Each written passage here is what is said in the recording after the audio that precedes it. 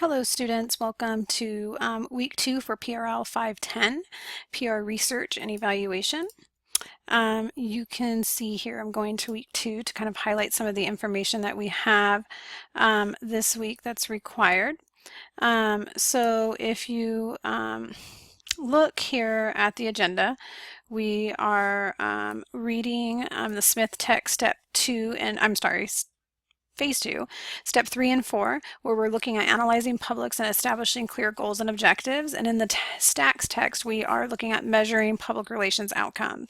You have to complete a reflective essay that draws from the information on page 82 of the Smith text to provide examples of public relations goals and such. And after completing the weekly reading, you're going to choose a company, nonprofit, school, or organization and carefully craft PR goals that are very similar to what's provided in the Smith text, and then additionally write a 5 to 7 page essay using APA style to discuss what you did and how that related to your particular area of study. Additionally, what you'll do within this is you'll carefully choose and determine what PR outcomes and goals are for a particular company or nonprofit or school of your choice. Goals and objectives deal with a couple of things. A goal gives us a broad overview of something we want to accomplish and evaluate in public relations. An objective is a specific task we will do to reach a goal in PR evaluation. So if our goal is to increase public awareness by 20%, then an objective will deal with how we will reach that goal.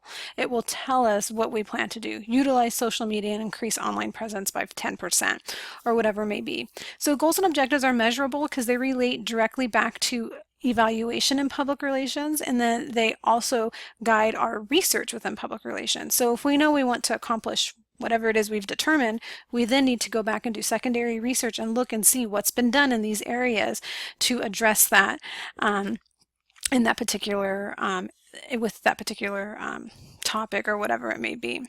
You have a discussion board number 2. This is where you're going to tell us, or specifically tell me, what you think is important about measurement as a PR tool and as an evaluative tool from the STACS text in Chapter 3. Why is it important to measure outcomes, and how does it apply to social media campaigns specifically? This is about 3 paragraphs or so where you're going to clearly tell us how measurement relates to public relations and what it means from an evaluative function as a PR tool within a PR campaign. So keep in mind the information that we're going through this week really deals with looking at PR outcomes as an evaluative tool in public relations. It also guides our research. So when we look at research and we look at what we're doing to determine how effective our campaign will be, we're going to go back and look at stuff that has already happened to determine, hey, so-and-so did a goal similar to this. This supports what we want to do in this campaign.